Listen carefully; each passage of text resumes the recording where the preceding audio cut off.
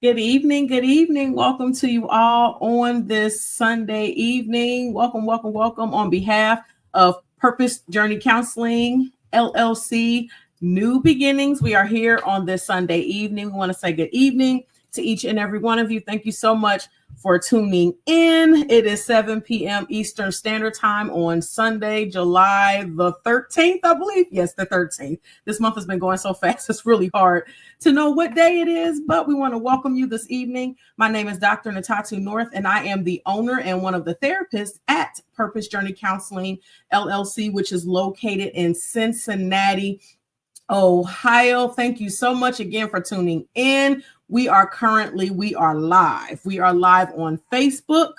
We are live on YouTube, and we are in the process of posting the YouTube link on Instagram. So if you can just take just a few moments to please like the broadcast, follow us on your preferred social media platform, please.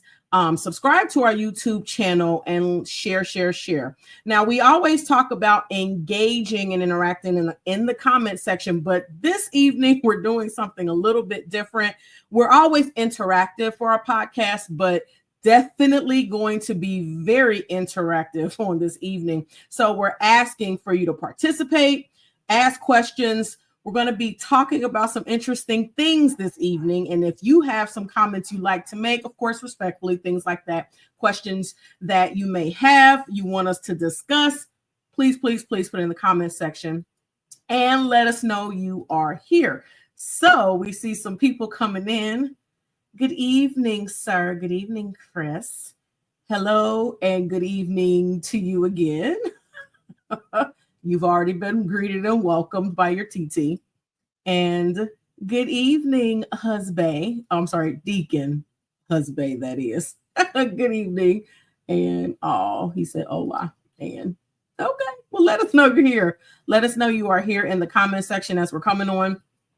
I don't know about you. I'm excited because this is just going to be great. It's definitely going to be great this evening. So we're still sharing, we're posting, you're letting us know that you are here in the comment section. So for those of you who are maybe your first time tuning in, you might be like, okay, what's Purpose Journey Counseling LLC? Well, we are a mental health private practice. We are located in Cincinnati, Ohio, and so we provide individual, family, and couples counseling. Apparently my dog wants to be a part of the podcast on this evening. So we'll see how he does. But we do work with children, we work with adolescents, and we work with adults starting at about the age of 5. No cap on older age, but we do start at about the age of 5. We provide those services. So, and at Purpose Journey Counseling, we do believe that it is okay to have Jesus and a therapist too. So that is definitely our motto. So before we go any further, good evening, sis. Thank you for tuning in this evening. I want to share the number for the Suicide and Crisis Lifeline. This number is 988. Now, this number is to be used in case of any type of mental health emergency. Maybe you're not sure if you should call 911. You're not exactly sure what to do, but this number actually has representatives that are available to talk 24/7. And you can call this number and you can also text this number. So please make sure you have this number available in your phone so that you can have this in case you may be experiencing some type of mental health emergency, or if you know someone else who is, you can definitely share this information with them. So we thank you for taking just a moment to do that. And we are all shared now. So continue to let us know that you are here in the comment section as we continue on this evening. So this is our monthly podcast, hashtag from a Christian, hashtag from a therapist with Dr. Ntatu. This is episode 25. And this evening we have entitled this podcast, Uncomfortable Conversations. It is exactly what it sounds like. So if you're wondering, like, what in the world are they talking about? We're definitely going to be talking about some topics that can be uncomfortable to discuss. However, it is necessary to discuss them. So I'm going to bring on our co-host, and then we're going to give a couple of disclaimers, clarifications. So as we get ready to tune in this evening. So we are going to welcome our co-host, Ms. Kia Cannon. Hello. Hello. Evening. Hey. Thank you for always being here. I'm not gonna say just joining us. You're always here. So Always. you're always here. So we do always appreciate you.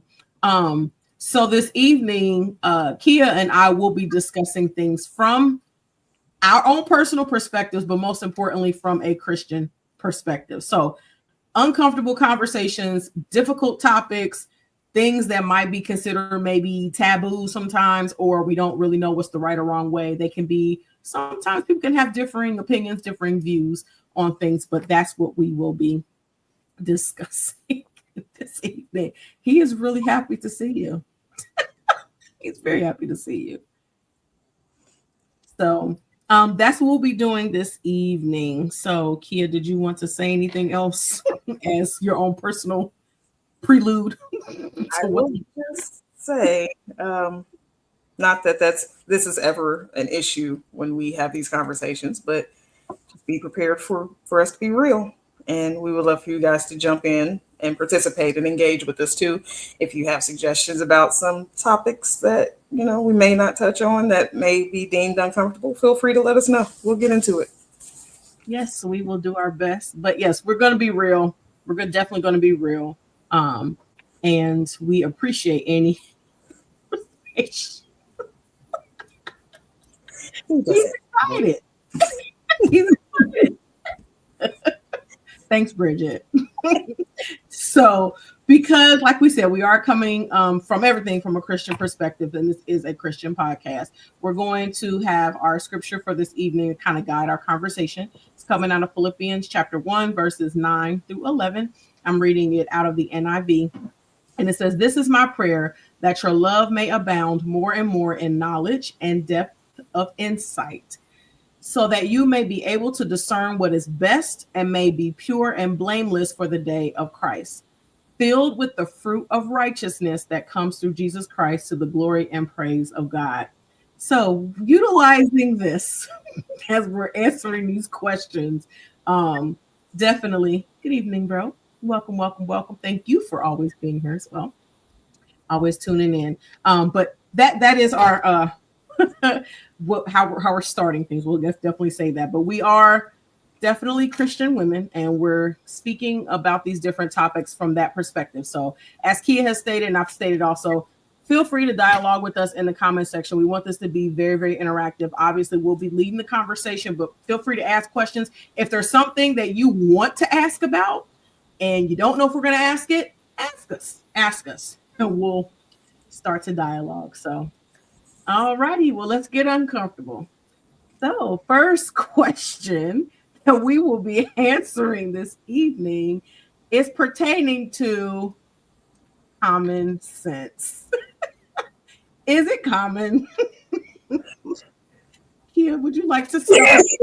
Sure. You would like to think so, but one of my favorite quotes that I've ever read in life: common sense is not a flower that grows in everyone's garden. Part of that, I think, is just the definition of common.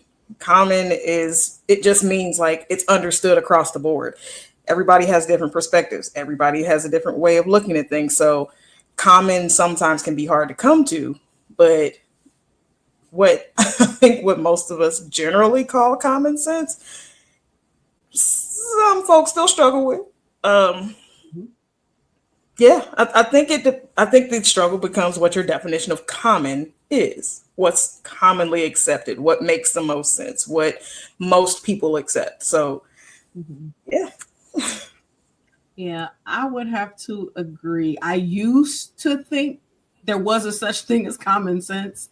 Now I wouldn't call it common sense. I might just say you act like you don't have any sense. Or can you behave like you have some sense about yourself? Kind of have to reword it, because I agree. I think because we do all come from different backgrounds, what's common to me is not common to you. And even what's common for us at our ages, that I won't say at our ages, it was not necessarily common way back when. So, when we were younger, we were children or even teenagers or maybe even young adults. It wasn't necessarily common. And depending on what your context is, it's not going to be like something that's well known. It can't be, because if my experiences are different than yours, then the way you perceive things and the kind of way you think about things is going to be different than the way I do, because we don't have that in common, whatever our context. So it can't necessarily. Here we go. Most folks don't have good sense. Well, I was going to say that you could kind of replace common with good, but even that has its gray areas, because some people learned that some things are good and some people learned that they're not. So while I would love to believe that there is a baseline across the board that's like, yeah, this is right, this is wrong, this is okay, this is not, this is accepted, this is unacceptable, there's so much wiggle room just because of so many different lived experiences. It's hard to say my good sense or what makes sense to me may not make sense to the next person, and vice versa.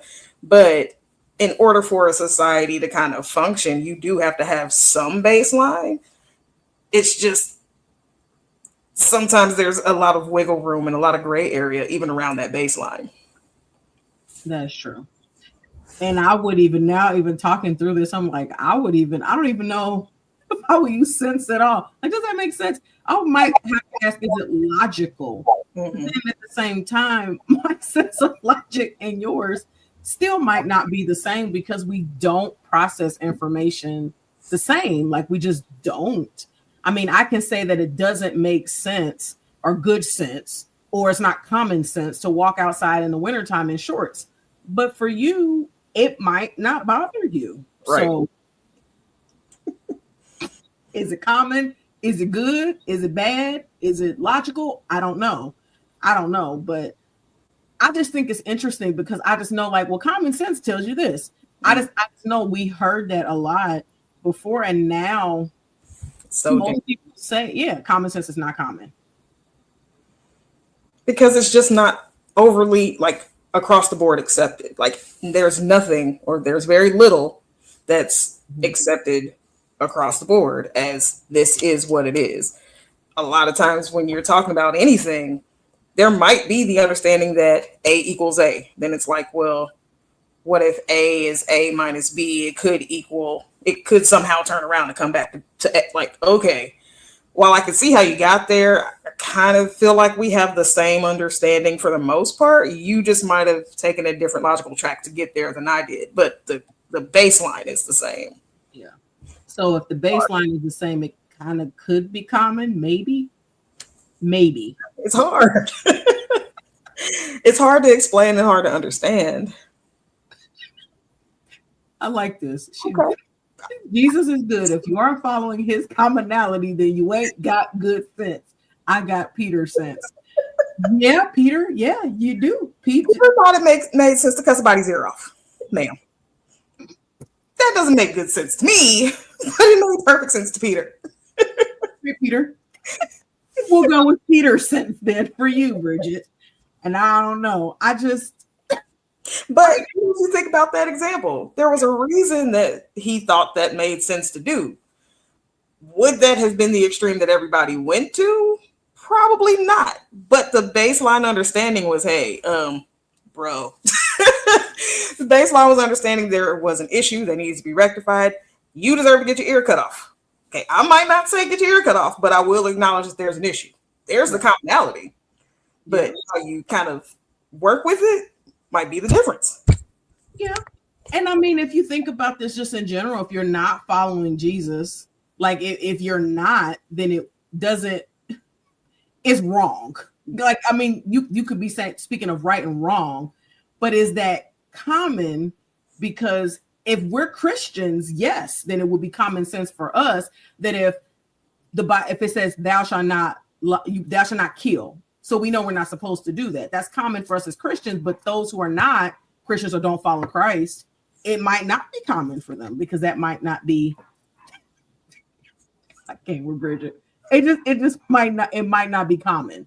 And I'm not saying, and I get the good sense thing, but again, I think it still depends on your background. I mean, what is your context? What do you believe?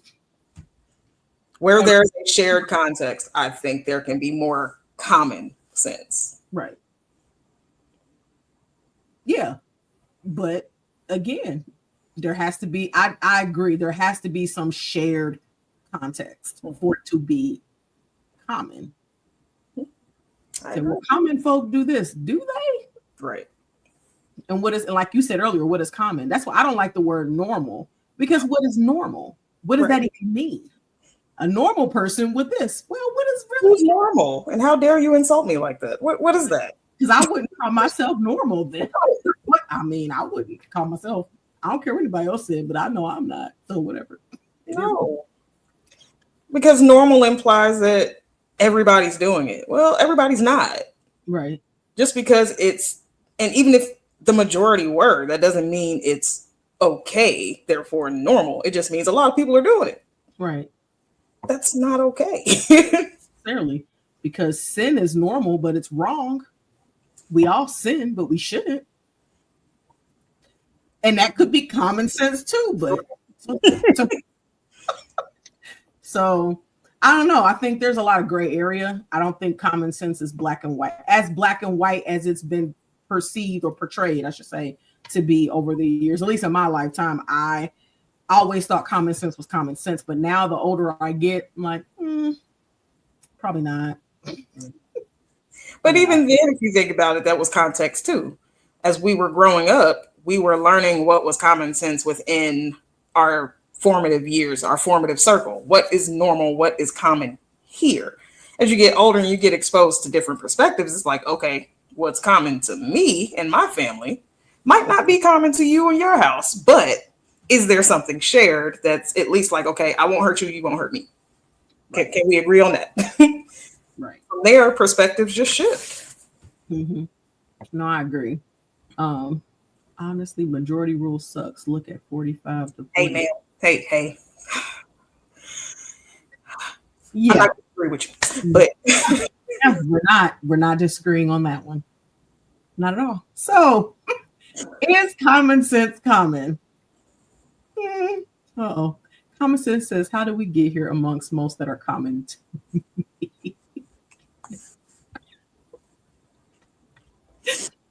We said we were getting into uncomfortable conversations. I don't know if that was the pool that we were going to dig. Right. Yeah. We'll just say, yeah. Mm-hmm. Yeah. Mm-hmm. Yeah, we won't go down that rabbit hole because that's a hole. And if we go down that hole, we won't come back.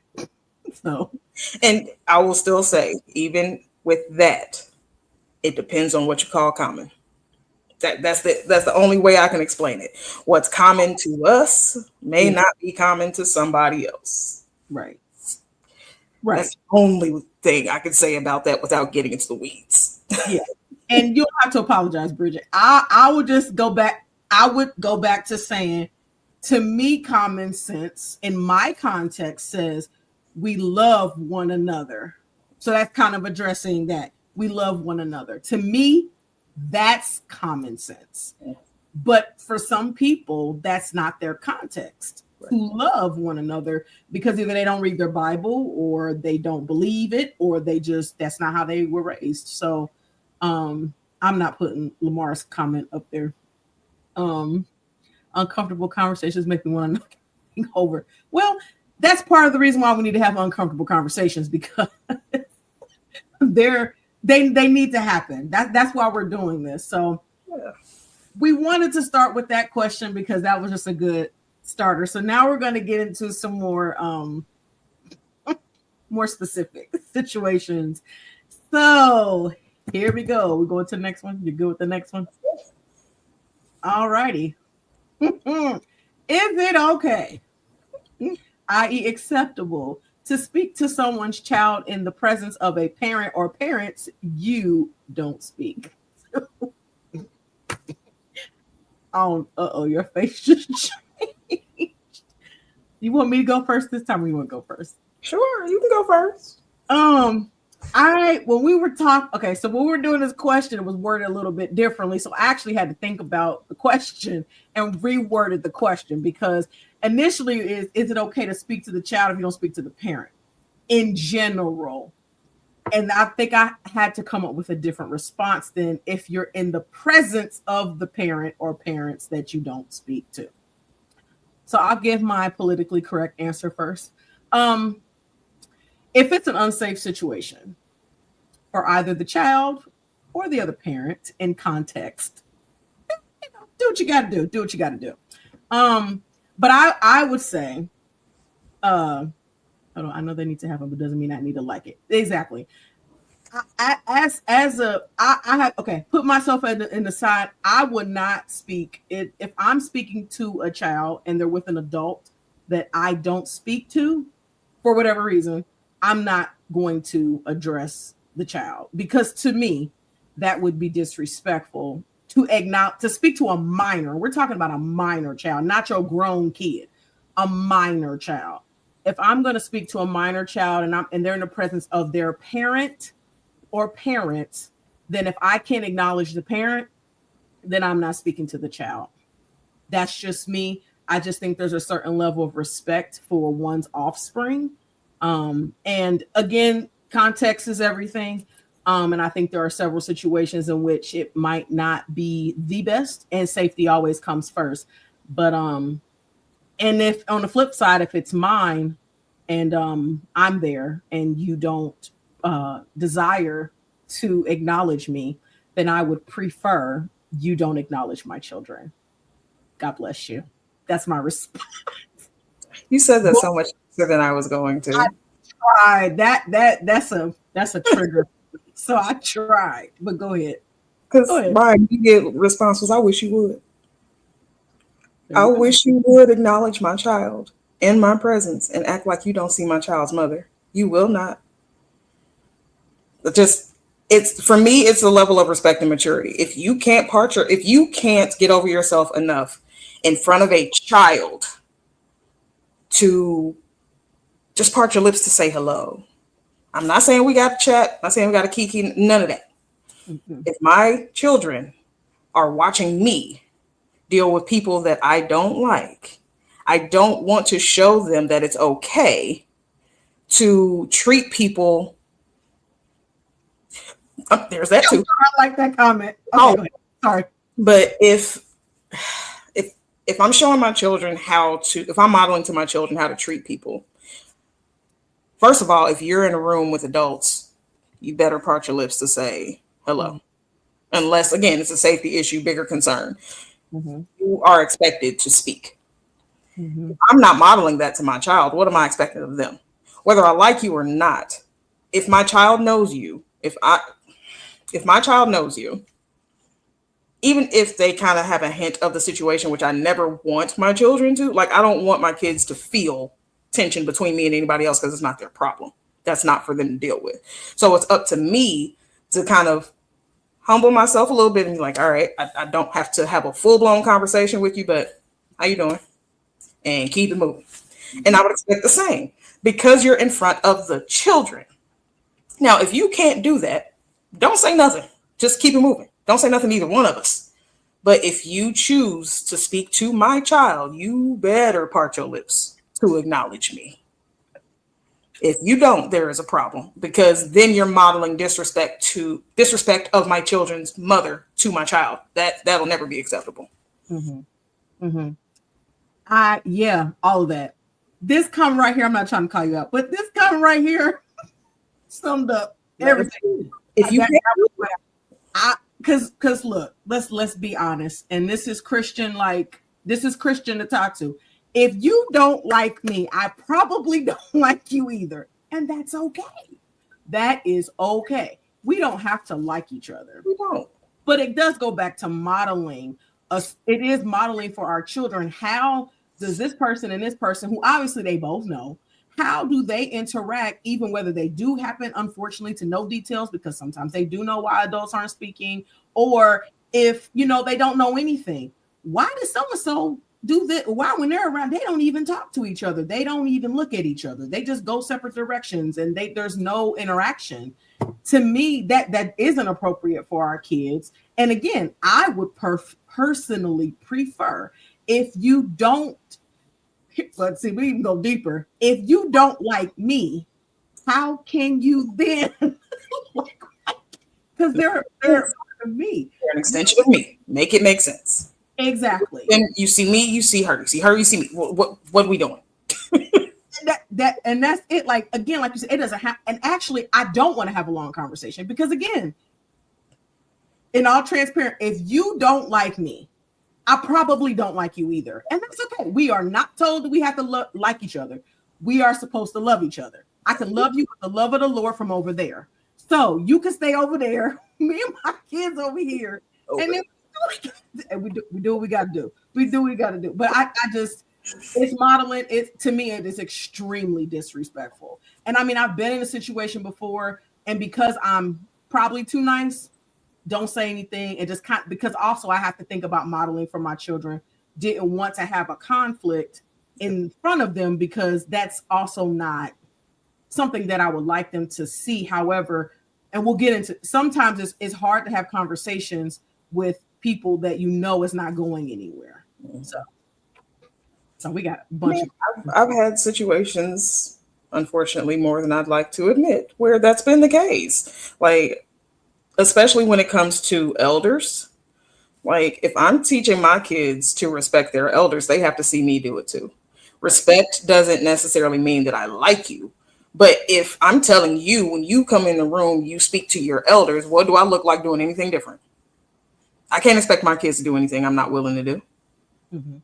That's true. I'm their first model. If I'm telling you to do this, I have to show you how.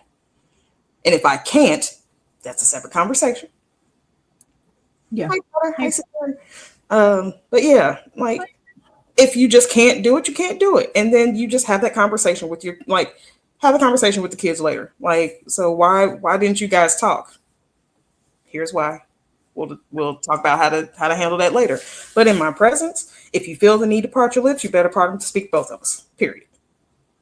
Yeah, because it's just, and I went back and forth on it because I'm like, is it me? Am I in my feelings? Like, because we're not, again, we're Christians. We're Christians. Christians first.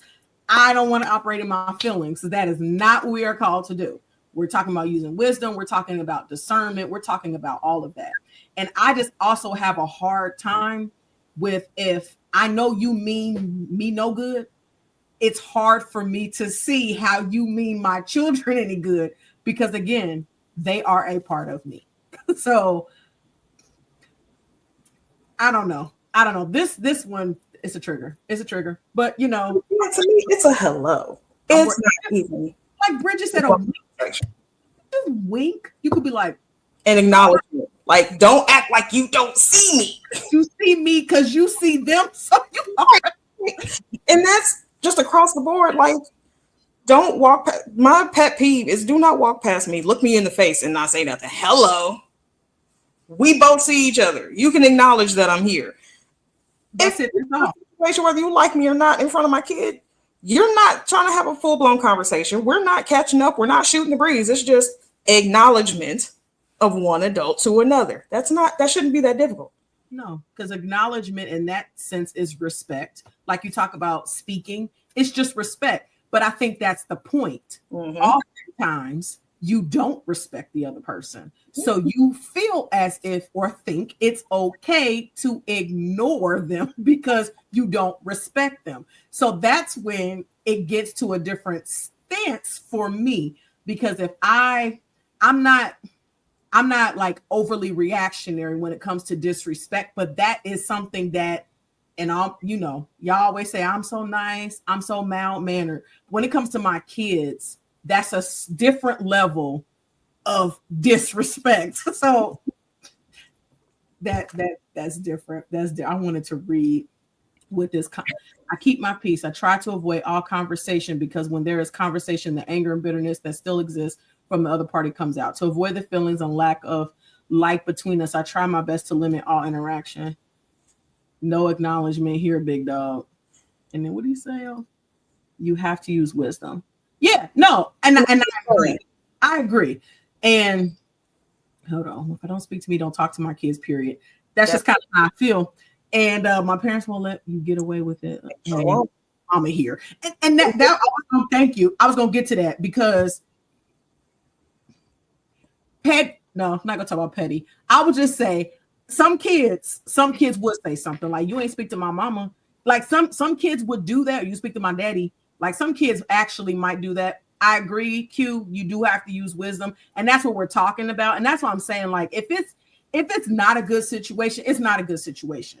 But I'm talking about when you just being disrespectful because you feel as if you can, or the other person is just like, I'm just not gonna speak to you because I just don't like you. But your children are standing right here, and I'm gonna hug them. I bet you won't. Listen, if you can't even make eye contact, you might be. Go ahead. You might be, bro. Go ahead. What'd you say? Sis? I was just saying, if you can't even make eye contact, you better not touch. Fall back.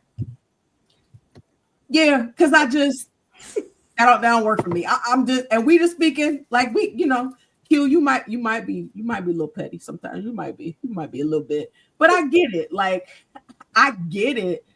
I get it. Like in certain situations, it's not best. It's not, and we have to use discernment. You have to use wisdom. You have to be able to do it and respond and not react. That's the other thing. Thinking before we actually engage or not. You have to be able to do that in a situation. However, as for me in my house, if you don't like me and you see me and you see my kids, don't speak to my kids. Just don't say nothing. Speak to them maybe when I'm not around then, but don't do it in my face. That part. I'm just saying, can I say dislike and having a disagreement with is two different things? Oh, absolutely. Yeah. We can disagree, but if I know that you like are heartless, like I can't stand you, don't even want to see you breathe type stuff, why are you talking to my kid? Like, why would you have anything to say to my kid? You want something to happen to me so they don't have a mom? Right. Like, you couldn't like my kid that much if that's how you feel. So, no. But a disagreement that I don't think, for me, a disagreement shouldn't stop you from being able to speak to somebody else. I agree. Yeah, disagreement, because that's just like, that could be petty. A disagreement could be. But yeah, this right here, title, but that's a lot of times what I think adds complexity because of a title. Because it can be in-laws, and let's face it, in-laws don't always get along because the people who are married may love each other, like each other, they gonna ride or die, period. But that doesn't mean that the families like the spouses or the other families, that there can be issues there. And for the sake of not being completely petty, I'll just say it is very, very possible that there can be issues in those situations. See, here I go again with this tone. If I have this tone, that means I'm definitely watching my words. So yeah, there can be issues there. I just believe that if it's unsafe, and again, context is everything, it absolutely is. So I'm not suggesting that if it's a dangerous situation or if it's, something that's really, really like that, I'm not saying that you gotta, and sometimes when it's co-parenting, sometimes it's a very volatile situation and the kid is being but even that I think is a little bit different too, because the kid belongs to both of us at that point. Well, the kid really belongs to God, but God gave us the kid. So at that point, I ain't really talking about that either. I'm talking about you've decided that, or we just don't like each other for whatever reason. If I'm with my kids, just leave them alone. Just don't say nothing. That's just me. That's my story, and I'm sticking to it. If you don't rock with me, you can't rock my back. I mean, they come on now. Period. But we all have had disagreements and have not spoken to each other, but embraced the babies. That's different. Disagreements are different. Because I disagree with you, it doesn't mean I dislike you. It means I might not like a decision that you made. I might not like the way you're talking about stuff. But just because we disagree on something doesn't mean I dislike you. No. If you like are heartless with it, like you just dislike me, if I dislike you, I don't feel like it's right to speak to your kid either for the same reason. Your kid is an extension of you. What I look like. Right. What I look like being in your face telling you, yeah, I'm cool with you, but I'm not cool with your mama. Right. Like, oh, my mama over there, and they don't know you be my mom over there. You be like, yeah. I see her. What you gonna say? Why I ain't talking to her? Or I'll talk to her later. Come on now. No. Again, for me, it comes back to what are you modeling for the kids? If it's just an unsafe, volatile situation, that's different. But if it's literally just in passing, just, we happen to be in the same space. Yo, hello. Yeah, yes, sis. God bless you. Yeah. I just feel like you're right. Wait, hold on. All the comments coming back. X, yeah, I get that. That's what I'm saying. That's different. That's different. I do believe that that's different. Yeah, we deep because we are. And I get that, sis, even if you're not with your kids. I get that, but it's just like I can't control anybody, period. But I definitely can't control what happens when I'm not with my children. So, like, if you see this person out in the grocery store and you with your dad and they speak, because they gonna speak when they're with the dad, but not with the mama, that's okay. No, it's not okay. But if that happened, it happened. I can't even say anything. I'm not even there. But if I'm there, just don't. That's not a threat. Save us all the trouble. Threat. Just save us all the extra. Just don't. Like, I wouldn't do it to you. I wouldn't, just because Bridget. But disagreement, dislike is different. Yeah. I do believe that context is everything. I'm just speaking for me. Just don't do it. I'd appreciate. And sometimes that happens. And see, that leads to another thing, because at the end of the day, when there's conflict there and dislike or disdain for somebody, the children pick up on it and they know, and then a lot of times they're going to side with the parent anyway. And then that creates a whole nother issue to me. So it just creates conflict that doesn't need to exist. Because in the sense that, let's just say it's an ex-friend that you had, they still know the kids, but y'all don't talk or whatever the case may be. And they know there's beef there. Then now the kids it's just, I don't know, it's messy. And I don't like mess. I don't like drama. I don't like conflict. So just keep it somewhere else, We good. Just you be good over there. And I'm going to be, like I said, I will love you with the love of Jesus Christ over there. Go that way. Over there. If you see me, just go the other way. I ain't gonna be mad. Actually, I appreciate it. You saved us all the extra. Go that way. So, all right. Well, I think we've exhausted that question. I'm gonna just trigger. We're gonna just move forward. We got one more comment.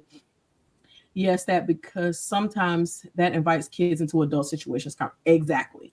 And it's not about being fake, but again, it's about modeling. And even if they kind of see or know something, if I can model to my children that I can still be mature in a situation, even if there's some issues there, just like they don't have to like all the kids at school, but they got to respect all the kids at school. They don't have to like them.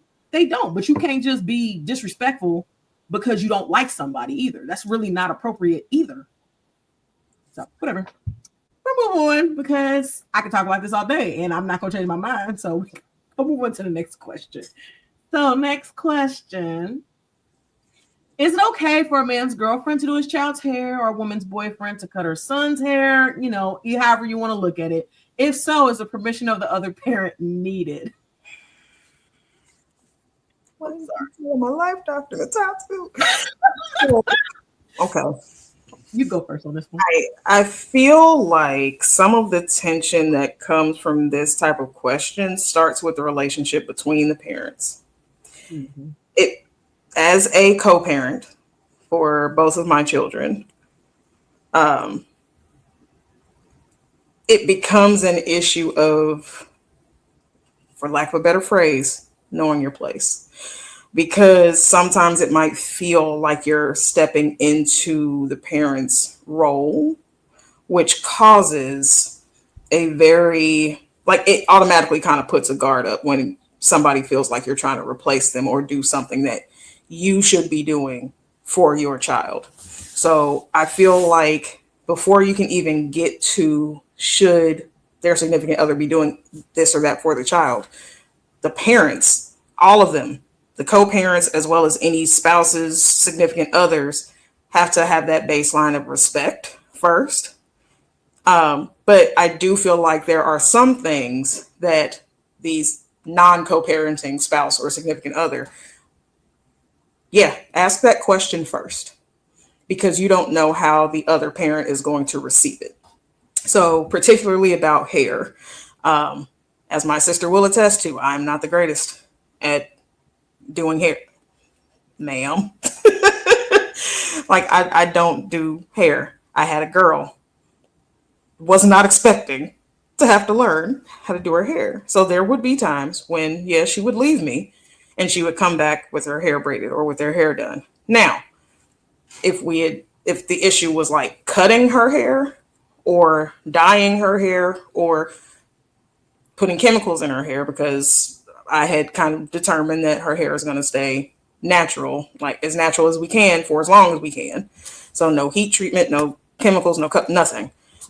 But if that was overstepped, that to me seems like a conversation, because it's something more long lasting, more permanent.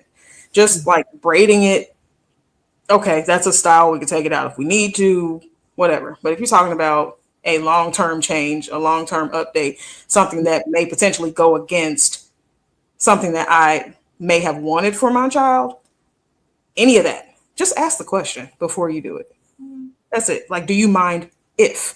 Is it okay if? Now, the only other caveat I would put with that, I've seen a scenario, I guess, on Facebook where the kids were all going somewhere and the co-parented child, their hair wasn't done or wasn't cut, didn't look as, I guess, as presentable as the children, as the rest of the children in the home. So the stepmom took upon herself to do the co-parented child's hair. Mom got upset about it. That scenario, I don't think I would be upset about it, because I would rather you step in to do that rather than take my child with you when everybody else looks presentable or everybody else is put together and you left my child looking out here looking a mess. I would rather you treat my child like your own than to leave my child out because you didn't want to talk to me about it. Yes, I agree. Just trying to put some of the comments up there. I think it's definitely a conversation. Period. Flat out. Like it's all about communication and conversation. Because if I know I don't have this situation, however, it's just, if you want to do the haircut, those are conversations we should just have. And my thing is, if we even sat down and said, like, these are kind of my parameters on what, like, if it's a girl, like no color, no cut, whatever. And you just say, oh, is it okay if I braid her hair sometimes? Or if it's, whatever the situation may be. It's all, to me, it's all communication. I know I wouldn't, like I said, I can't say I'm in the situation, but if I was, then just ask. I don't have a problem with that. And would it have to be necessarily every single time? I don't know. I guess it probably depends on what you're doing.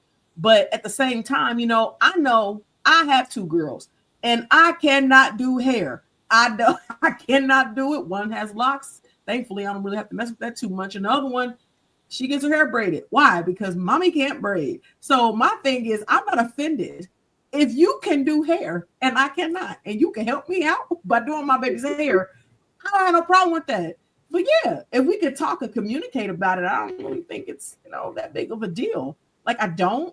But I think sometimes the conflict comes in when there's no conversation, or sometimes people are not necessarily, sometimes it's petty. Sometimes I just think it's petty. Like you said, if they're getting ready to go somewhere and your child's hair is not done because you didn't do it or it's just not done, and they want to make sure the child's hair look good and they just did something, they didn't cut it, they didn't do anything drastic or permanent, why does that bother you? I need to call you to say, can I put your kid hair in a ponytail? Like a neat one? because it was messy. I don't know. I think in that situation, communication is everything. Yeah, I think in that, the only people who have issues are those who that are trying to control the parent. Period. I'm done. That right there. Right. You're right, though. You're right. You're right. But again, unless it's something that is just completely averse to any kind of value that you have for your kid, those things should be discussed anyway. Like, I would be upset if my child came home with a 30-inch weave down her back. Hold on. My child is 14. Absolutely not. But if it's something simple, or if it's something just to help out, okay. Just communicate it with me. Just Right. This is what was going on, so I got her hair braided. This is what was going on, so I got his hair cut. Okay.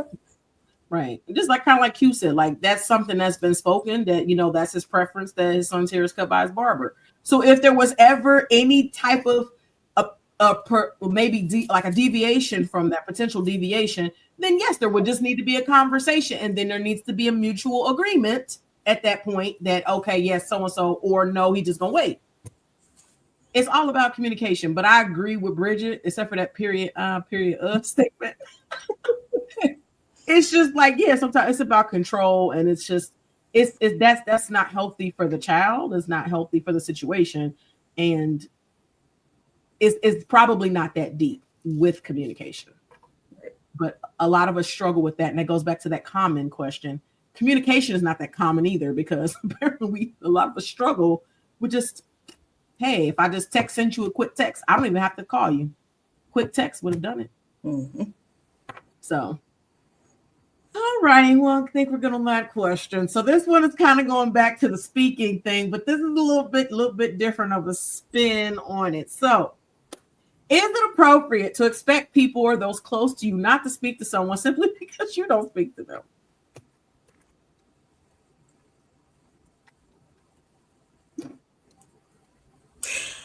Who does listen to this?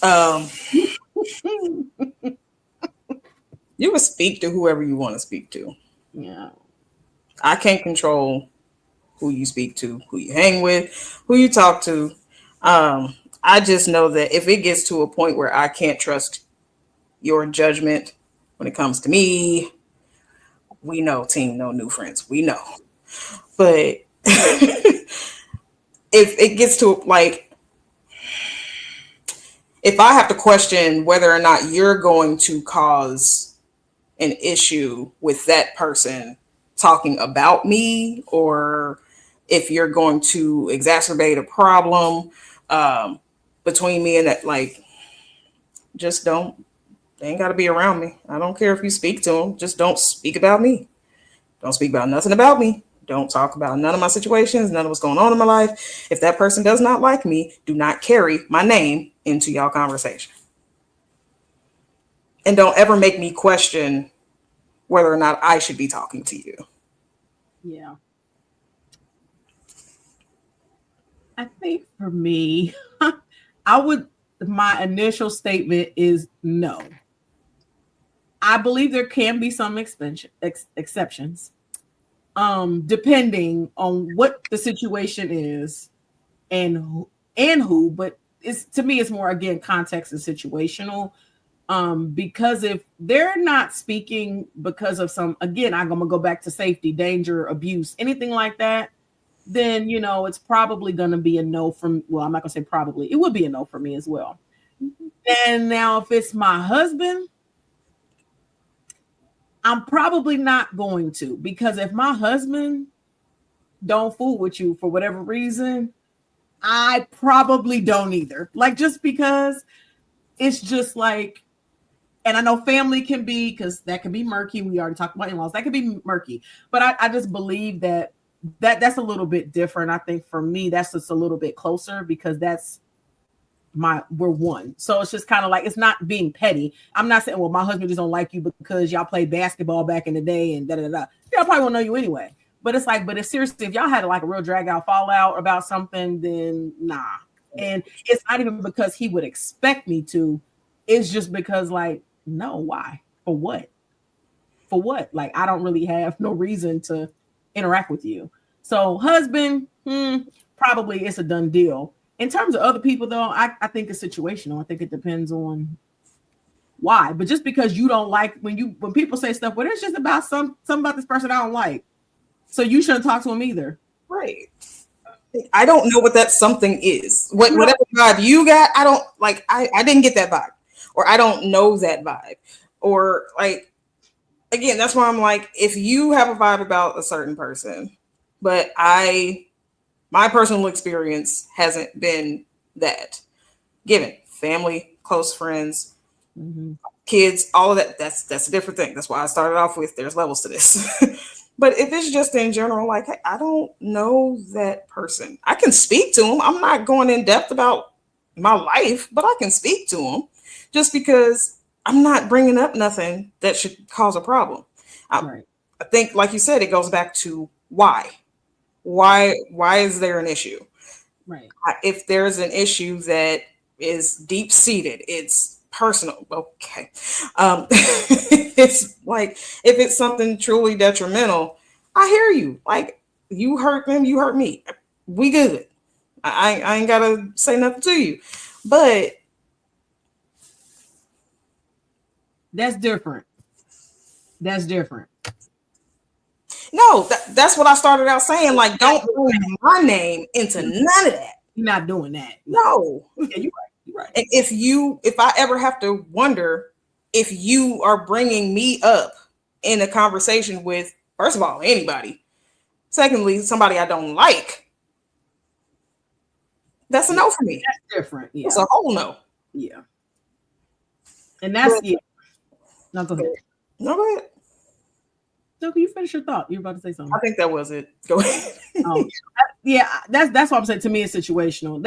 That's different though. Like, but yeah, to be engaging with or interacting with somebody, especially like on some deeper level, and they, talking about, somebody who's that close to you, like, yeah, that's different. That's totally different. That's totally different. But just in terms, and I mean that even, to be honest, sits different. Even if it's family, for me, that's still a tough one for me, because I've had to distance myself from sometimes my own family or whatever because of the level of, again, disrespect, particularly as it pertains to my spouse. I mean, I'm just being honest, because that's my husband, especially if you're wrong, and you're wrong. So that's different. But no, I do believe with this question, though, it is very much situational. I mean, my point is just, I'm not just not speaking to somebody because you just like, I just don't like him. I don't like her. Well, why not? What happened? I don't know. I just don't like him. Okay, well, that's not really necessarily my issue, depending, again, on the situation. But, and again, it might just be a, hey, hello, what's up? Like, you might not be cool with the person. Or like, I just know I had two of my closest friends now didn't like each other way back when. They didn't. I ain't gonna say their names. But that was before they knew me. And then when they both realized they knew me and they was both in the same circle, they actually are like besties. So it's just like, but if either one of them would have said, hey, Ntatu, don't talk to her because we got into it in high school, what would our circle look like now? I'm not calling no names. They might be on here, but I ain't gonna call them names. And I think what Q was saying goes back to what I was saying is about don't make me question. Because if you're talking to me, or if they're talking to you about me, then I'm wondering what made them so comfortable with you? What made them comfortable enough to even have that conversation with you about me?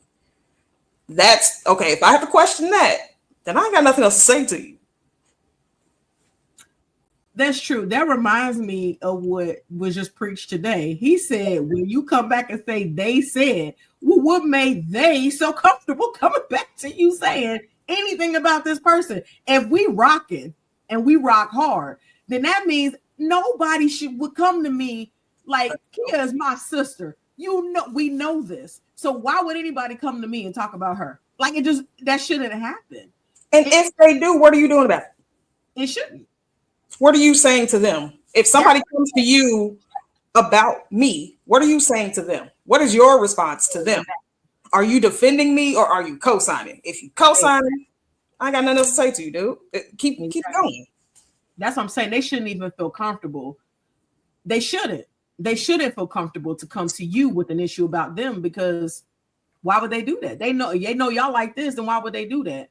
But I agree with this too, sis. It's their issue, not yours. And that's what I'm saying. In a lot of situations, it's just like people mad because you talking to somebody on like. It's like, well, again, situational.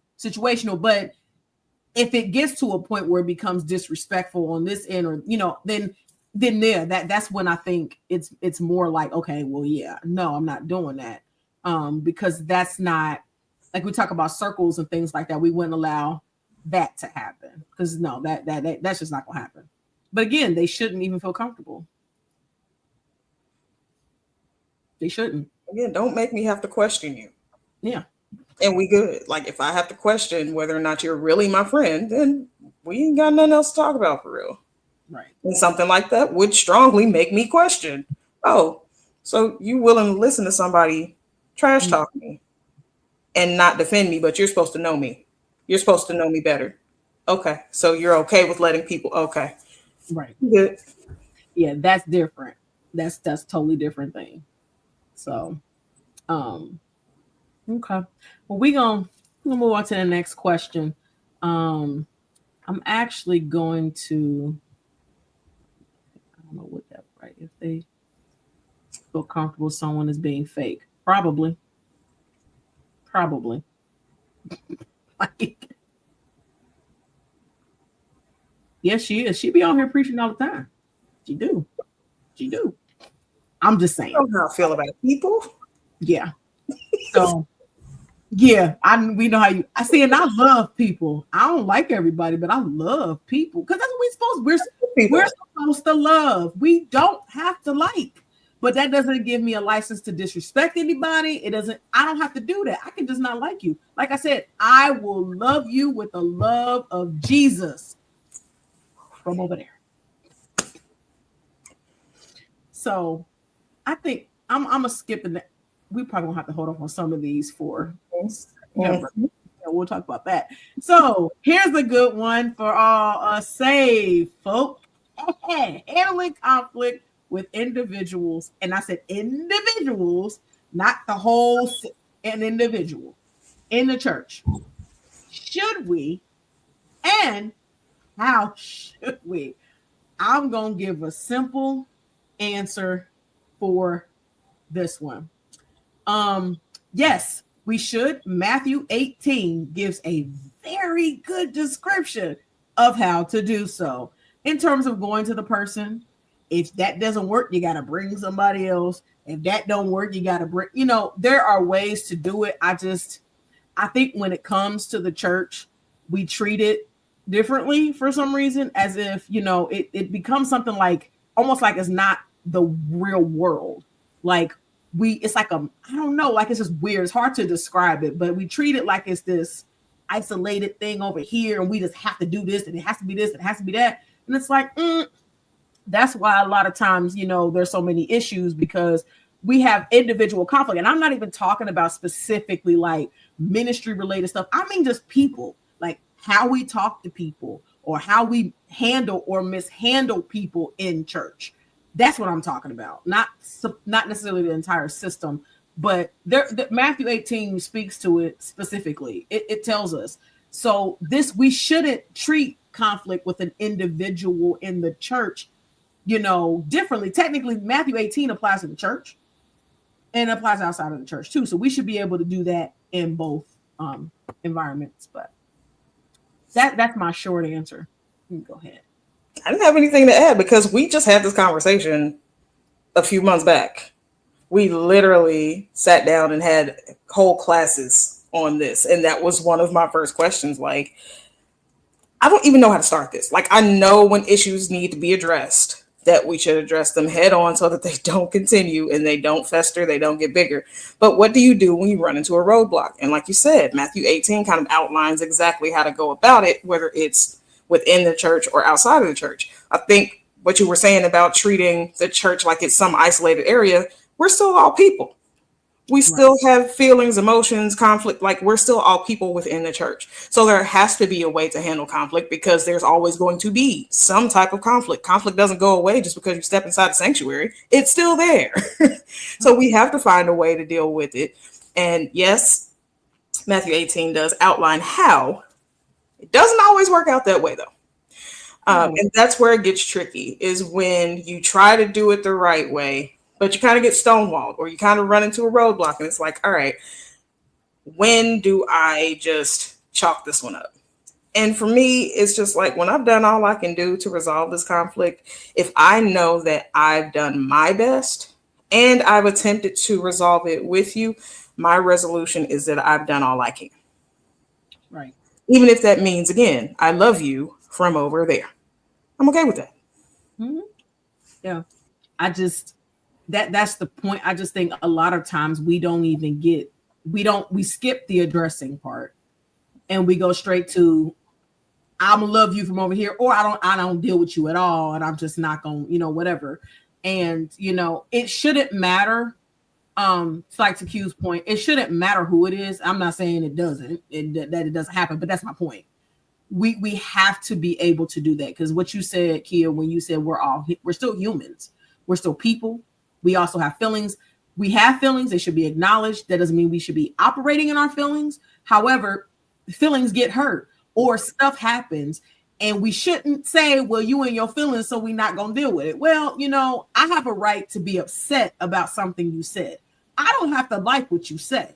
And that doesn't mean that I can't tell you that, because we're at church.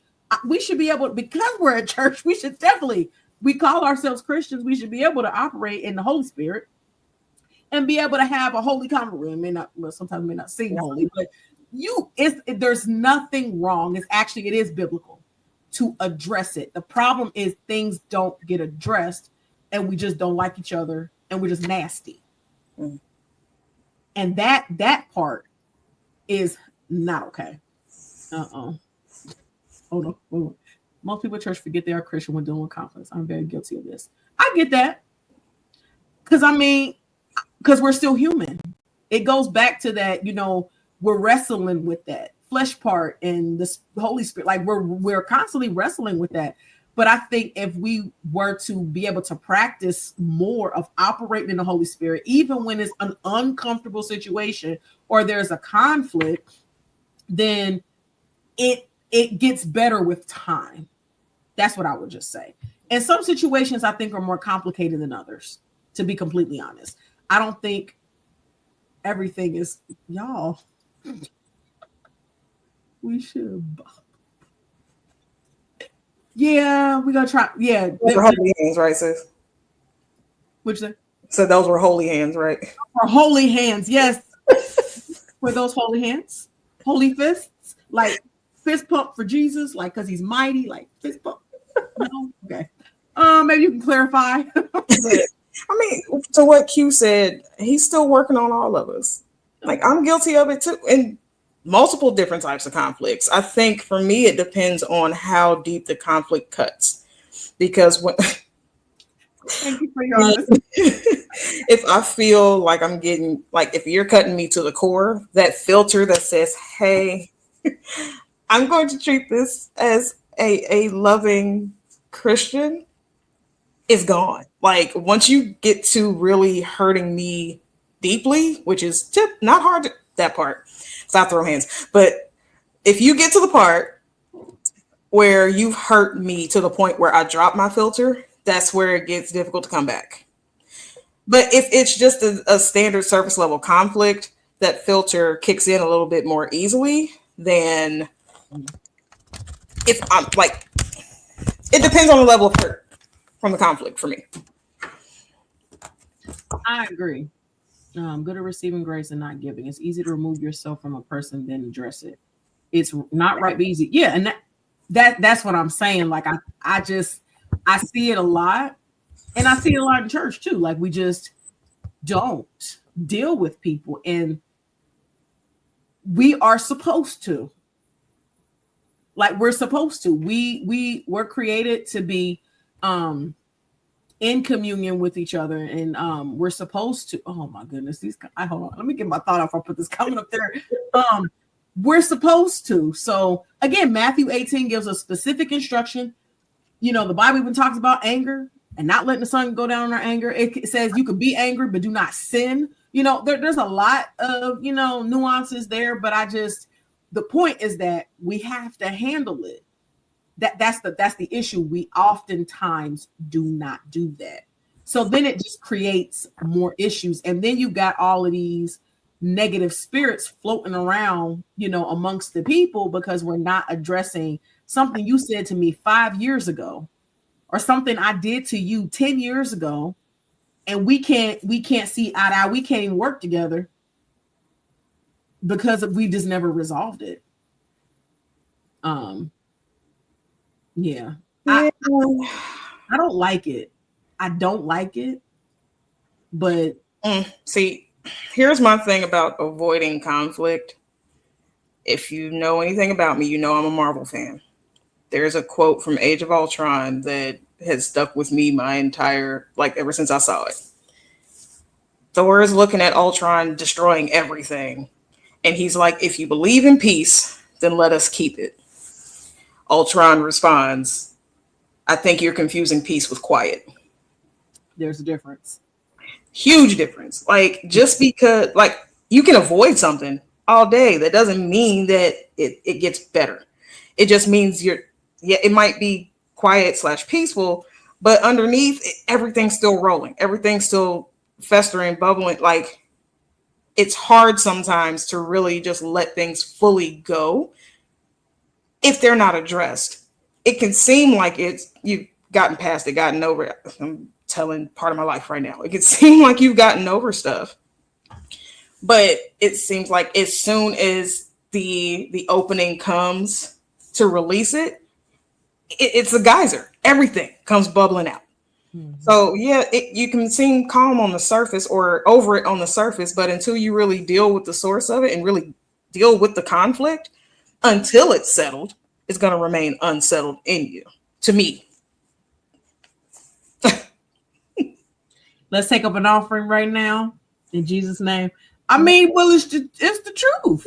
Yeah, it was the truth because I read something before it talked about you might be trying to keep the peace around you, but what about the peace within you? And that's what you just said. You try not to argue with this person, but you fuming on the inside. It's literally killing you on the inside because you want to boo-bop them. That's what you want to do. Not saying you should boo-bop them, but maybe you won't want to boo-bop them if you go and you try to have a conversation. Now, there are times where conversations don't work. Then can you boo-bop them? Technically, I'm trying to think of my answers wisely here. We're not going to promote boo-bopping people, hitting people. We're not going to promote that. But we will say that you got to, if you start off going to the person, and then if you got to bring somebody, and then you bring somebody else. And I mean, that would be like in a church, that would be like a hierarchy, Bridget.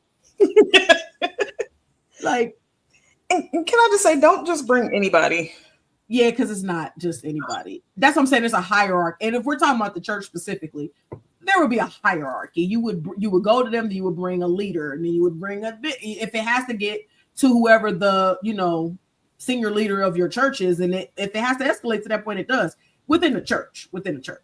Now, if this was outside church, it might be a little bit different because who you bring with you, that could be more difficult to identify. Actually, in the church, it should be easier because you got leadership. So it should, hierarchy. But we just often don't do that. And a lot of people have conflict with a person, and that person is no, exactly. It's true because we just don't say anything. But meanwhile, it's tearing you apart. Yeah. You still mad because that's when you keep bringing it up, or when you talk about it, you get triggered. That's how you know you haven't dealt with it. It's still fresh. It's still raw. If all it takes is for me to touch that spot and it hurts, maybe you need to heal that spot. Yeah. Bridget. No. Get your sister. Yeah, you hit the nail on the head. I mean, if if you're done with it, then you would have no emotional response. It's just like, okay, yeah, whatever. But that's why, we should be able to identify what our triggers are, but what our issues are, period. Because you know what? The deacons and the ministers, I'm gonna need y'all to get it together. But yeah, that proves a point. Again, you might not be dealing with it on the outside but on the inside it's really eating you alive. And when we have a lot of unresolved issues, whether it's conflict or just issues in general, it's not good for us. It's just not. As we get older and we grow, we're supposed to be maturing. It's not good for us. It's definitely not good for us. So let's see. Well, let's do that one too. Let's do. I'm gonna do a lighter. Well, hold on. Which one you want to do? You said lighter. There's a couple of them on here. I don't know if it's lighter person. Some of these, because I'm looking at the time. Yeah, because it's kind of along the same lines. How we deal with people or don't.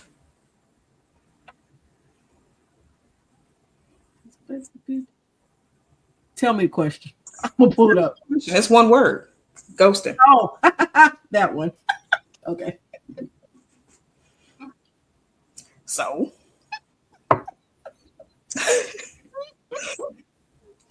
and we kind of talked about this one in particular. Mm-hmm. And it's very much communication based. Like this question specifically is very much rooted in communication. So my answer may seem very similar to previous questions. First of all, unless it is an unhealthy, toxic, unsafe situation where just up and leaving or just disappearing is the safest, best way to go about it, can we just be grown? Yeah, that's my thing. Because again, you're right. Because this does go, like we spoke about this one. This one goes back to like us not addressing issues. It's like, unless it's an unhealthy, unsafe situation where you have to remove yourself from a person or a situation. Why can't I tell you why I'm not speaking to you anymore? Why again, avoiding the conflict, avoiding the conversation, avoiding dealing with the issue. Because that's a lot of times what that turns into. We just disappear. Blocking. Like this generation's new thing. Okay, bro wants a clarification where we were cool and now I just stopped talking to you. Like, and you probably blocked. So even even that I can see different perspectives on that one, because on the one hand, I feel like at least at our age, we're a little too old to keep having to explain what is acceptable and what's not as an adult. However, I can't expect you to address an issue that I haven't made you aware of. That go back to what Keisha said before. A lot of times you have conflict with a person and they don't even know. So how do they address it? If I don't know what's going on, what can I do about it? Now, I'm with you, sis. Mm-hmm. But again, if it's a situation where it's just unsafe, unhealthy, okay, I get it.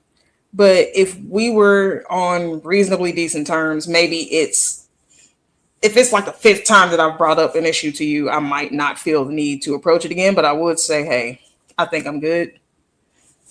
I'm going to go this way. Whether it's a friend, whether it's a relationship partner, whatever. Like, if I have to continually come to you about the same stuff, clearly what I'm saying to you isn't important enough for you to kind of latch on to. Mm-hmm. And you're okay with hurting me, so I'm going to go this way. Mm-hmm. But unless it's like a major red flag, like if you ever, and I really, really hope nobody's dumb enough to ever think that they can. If you think you're going to put your hands on me, number one, you might be the ghost. Uh-oh. But I would have no problem walking away and not saying a word. They might be a ghost because we prayed and then. No, I'm just kidding. Go ahead. Call it Halloween if you want, but they might end up being the ghost. Um, but they We are. We praying for both of y'all. Because she did say it's always unsafe when it's conflict. find something safe to do. I'm telling you, find something safe to do. That part. Like, if you truly care about somebody, then you would care enough to fix the issue. So if you're willing to walk away without fixing the issue, then do we still really care about it? Is it that important to us? I don't know what you're talking about, David. I would love it. Okay, I Q. was just suggesting a Halloween costume, that's all. But I just but like I said, unless it's like a hardcore red flag like that, I'm going to say something to you. I'm not going to say it 18 times. No. I'm going to say something to you. If we get to number 18 and I got to bring it up again, look, I love you, but I'm out. Like this, again, clearly this wasn't important enough to you to do anything about. So I'm going to go this way. But if there's just a minor disagreement or even a disagreement where you are so upset you feel like you don't want to talk to me anymore, at least give me the opportunity to address the issue, because what'll end up happening then is you'll go create your own narrative about the issue to whoever you tell the story to. I'm very much team let whoever think whatever, but why would it be okay for you to go spin the narrative that you want when you didn't even tell me what was going on? You didn't even tell me anything, so I had the chance to fix it if I wanted to fix it. You didn't know if I had an issue.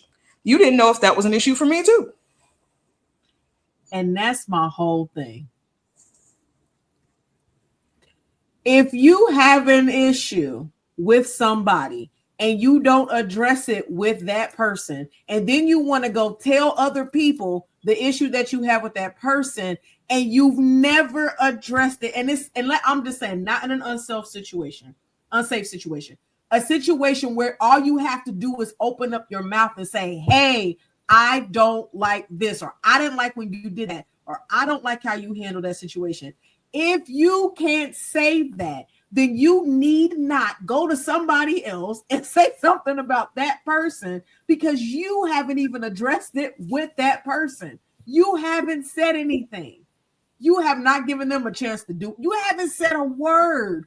You haven't said anything. I'm sorry. That's a pet peeve.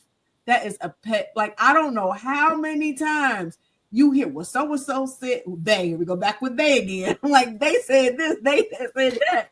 And I'm like, well, how come they didn't say anything? Like, I'm trying to understand why we prefer not just, I know we were talking, I think Bridget said something about it's easier to just walk away. It's easier to ghost. It's easier to just say, well, I'm just done with you.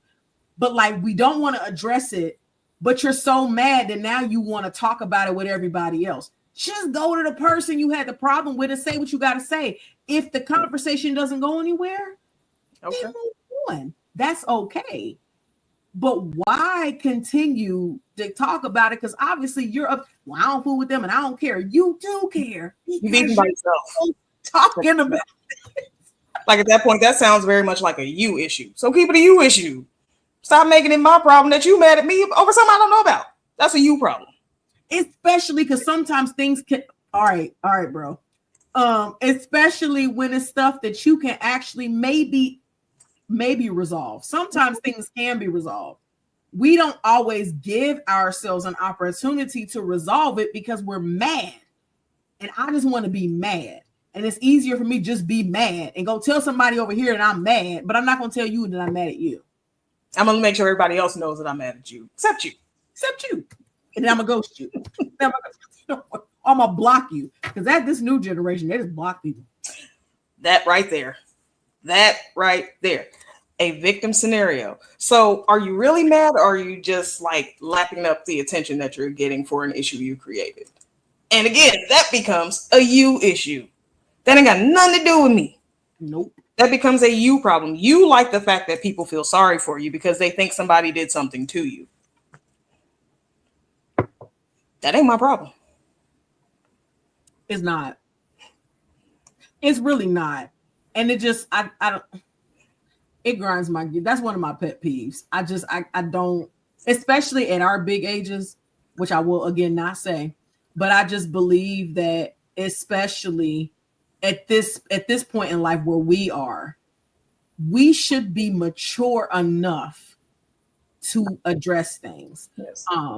And I agree with you, sis. That's the thing. Like I just believe, I'm not trying to go too much. I'll say this. That is a theme. That is a theme of my life. Don't nobody ever says anything to me, but I'll hear it from somebody else. They don't say it with no chest to me. They'll say something else, and I'll be like, I never had a clue that that's how they felt. Why didn't they just say something? Can I? Is this the meme? Yes. So Yeah. like emoji, my bad. If you're not close enough to me to address an issue that you have with me, do you really have it? Then you're not close enough to have an issue with me. Like, whatever issue you have is yours. Like if you don't feel like you have the pathway or the means to come to me, if you don't have the means to come to me, if you don't have access to me, then how are you close enough, or how have you interacted with me enough to have a problem with me? Because if you're that close to have a problem with me, then you also have a way to communicate with me. If you can't do either one of those, then do you really have a problem with me? That's a good point. Like that really just shut it down anyway. It's like, well, I don't even know you like that. Right. So how can you say it? Like you don't like me and we've talked all of 30 seconds. Or you heard something about this, or you just saw the one little 30-second interaction and blah blah blah blah blah. I don't know these problems. Q. Q. All right, Q. I mean, I don't know. I just really believe that we have to do better when it comes to this. I can say ghosting or blocking, that kind of stuff. It can apply, but I just believe that a lot of it is that we are avoiding conflict. Period. We just avoid it, and we don't deal with it, and then we have all these, messed up relationships. We have all this, stuff, and like we don't address it, and it's still there. So hey, let it be your problem. If that's the route you're going to take, let it be yours. Don't make it everybody else's problem. If you have an issue, let it be your issue. If you can keep it, sorry. No, you fine. Because I agree. I believe you when you said that really hit home to me. It's like, if we don't have a relationship enough to where you can address it, then we don't have a relationship. So you really can't have an issue with me, because that means you don't really know me.